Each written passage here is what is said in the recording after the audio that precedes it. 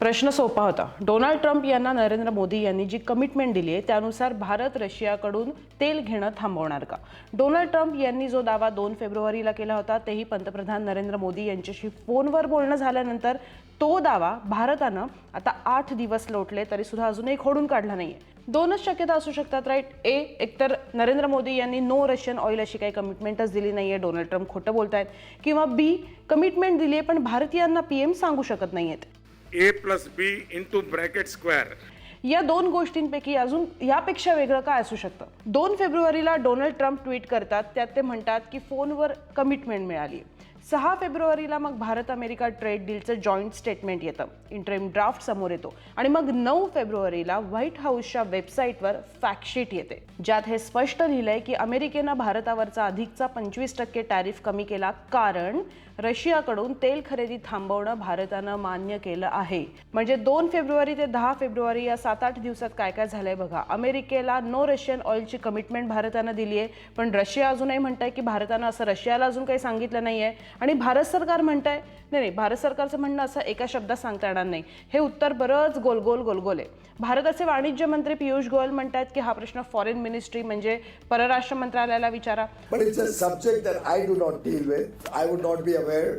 You will have to talk to So them. you are saying that in terms of oil, let's talk. It is handled by the foreign ministry. But we have taken care, from your understanding, we have taken care of that aspect. What is your sense of that? I don't know. It's the foreign ministry who handles that subject. परराष्ट्र मंत्री S Jaishankar, ज्यांच्या मागच्या वर्षात कसं Russian oil खरेदीची पाठराखण केली म्हणत विजयी बातम्या वाचायला मिळाल्या होत्या, ते म्हणतात की वाणिज्य मंत्रालयाला विचारा.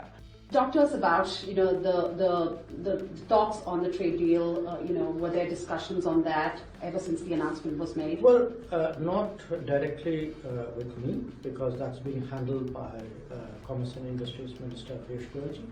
9 फेब्रुवारीला पियुष गोयल म्हणतात की हे रशियन ऑइल खरेदी करायचं की नाही हा प्रश्न ज्या त्या कंपन्यांचा आहे. It is up to the importers and up to the suppliers of the United States to give them an offer that they cannot refuse, and material comes into India. उसमें सरकार तो कुछ खरीदती नहीं है, बेचती नहीं है, वो प्राइवेट ट्रांजैक्शन. परराष्ट्र मंत्रालयाचे स्पोक्सपर्सन रणधीर जयस्वाल असोत किंवा फॉरेन सेक्रेटरी विक्रम मेसी असोत किंवा पेट्रोलियम मंत्री हरदीप सिंग पुरी, या सगळ्यांची रिॲक्शन लाईन सेम आहे. India's energy decision are driven by national interest, energy security and market determinants rather than external political pressures. म्हणजे भारताचा ऊर्जाविषयक निर्णय हे बाह्य राजकीय दबावामुळे नाही तर राष्ट्रीय हित, ऊर्जा सुरक्षितता आणि बाजारातल्या घटकांवर अवलंबून आहे. हो की नाही हे जे सिंपल उत्तर आहे हे मग कुणाकडनं मिळणार? पंतप्रधानांना तर विचारू शकत, कारण मागच्या 12 वर्षांपासून प्रेस कॉन्फरन्सच झालेली नाहीये. मग उत्तर मिळू शकतो आपल्या समोर जी आकडेवारी आहे ती अॅनलाइज करून. आधी लक्षात घ्या की एक बॅरल म्हणजे किती? 159 लिटर. एकदा रिफाईन झालं की एका बॅरलमधनं साधारण 73 लिटर पेट्रोल तयार होतं. भारताची रोजची क्रूड ऑइलची डिमांड आहे साधारण 5.5 to 5.6 मिलियन बॅरल्स, आणि त्याच्यापैकी 80 ते 88% क्रूड ऑइल हे भारत आयात करतो, इम्पोर्ट करतो. 2022 पासून आपला टॉप सप्लायर आहे रशिया. 2022च्या आधी भारत रशियाकडनं इतकं तेल घेत नव्हता, पण जसं रशिया आणि युक्रेन युद्ध सुरू झालं आणि रशियावर अनेक सँक्शन्स लावले गेले, मग रशियानं हायली डिस्काउंटेड रेट्समध्ये भारताला तेल द्यायला सुरुवात केली, आणि भारताची जी एकूण गरज आहे त्याच्या फक्त 2.5% तेल आधी रशियाकडनं भारत घेत होता. बघता बघता मागच्या 4 वर्षांमध्ये हाच आकडा 30%पेक्षाही पुढे गेला. आपण रशियाकडनं तेल घेतो म्हणून ट्रम्पनं भारतावरचं टॅरिफ मागच्या वर्षी वाढवून 50%वर नेलं, आणि त्यानंतर 2025 या वर्षाच्या शेवटी ट्रम्प यांनी रशियाच्या 2 मोठ्या तेल कंपन्यांवर सँक्शन्स घातले आणि या कंपन्यांशी व्यापार करणाऱ्या देशांवर सुद्धा कारवाई करण्याची धमकी दिली.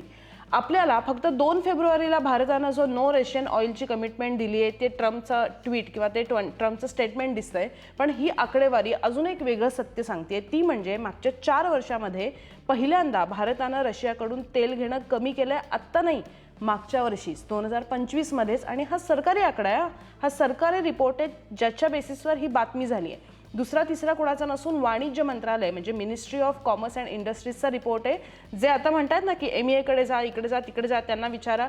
त्यांच्या रिपोर्टनुसार ही बातमी आहे की सप्टेंबर 2024 मध्ये भारत टोटल डिमांडच्या 41% तेल इम्पोर्ट करत होता रशियाकडनं. ते इम्पोर्ट एका वर्षात एकदम 31%वर खाली आलं. 2024 मध्ये एका पॉइंटला हायेस्ट तेल रशियाकडनं आपल्याला येत होतं 2 मिलियन बॅरल. पण आत्ताचा जो अनालिटिक्स कंपनी केपलरचा त्यांची जी आकडेवारी आहे त्याच्यानुसार भारत सध्या रशियाकडनं 1.1 मिलियन बॅरल पर डे इतकंच क्रूड ऑइल आयात करतो. म्हणजे 2 मिलियन इतकं एक्स्ट्रीम एका पॉईंटला पर डे आपण घेत होतो, तिथून आपण 1.1 मिलियन पर डे इथपर्यंत खाली आलो आहे. एका रात्रीत रशियाकडनं तेल घेणं बंद होऊ शकणार आहे का, तर नाही. पण ब्लूमबर्गच्या रिपोर्टनुसार हे ट्रेड डील फायनल झालं तर रशियन ऑइल इम्पोर्ट ऑलमोस्ट 50% 50% खाली येणार आहे. आणि या अहवालात सूत्रांची अशी माहिती आहे की नायरा एनर्जी लिमिटेड ही कंपनी वगळता सरकारी तसंच खाजगी रिफायनरीज ट्रम्प यांनी गेल्या आठवड्यात सोशल मीडियावर या व्यापार कराराचा उल्लेख केल्यानंतर स्पॉट कार्गोची खरेदी या सरकारी आणि खाजगी रिफायनरीजनी आधीच थांबवलेली आहे.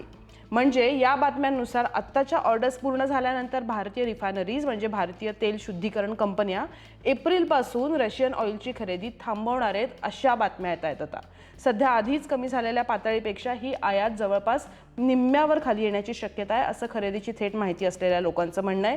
सरकारी तेल कंपन्या इंडियन ऑइल कॉर्पोरेशन आणि भारत पेट्रोलियम तसंच खाजगी क्षेत्रातली मोठी कंपनी रिलायन्स इंडस्ट्रीज आहे, या मार्च आणि एप्रिलमध्ये लोड होणाऱ्या रशियन तेलाच्या ऑफर्स सध्या स्वीकारत नाही आहेत अशी सोर्सेसची माहिती आहे असं या बातमीमध्ये म्हटलेलं आहे.